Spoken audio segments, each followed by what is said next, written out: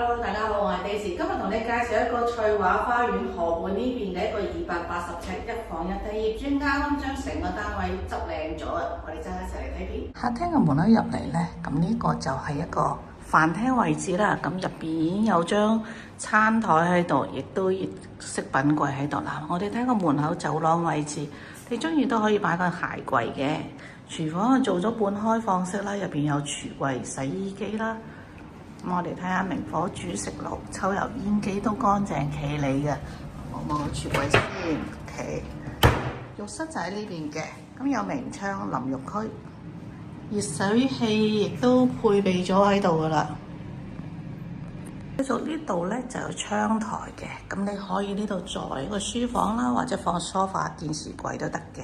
我哋睇睇外邊嘅景觀啦，望到山景。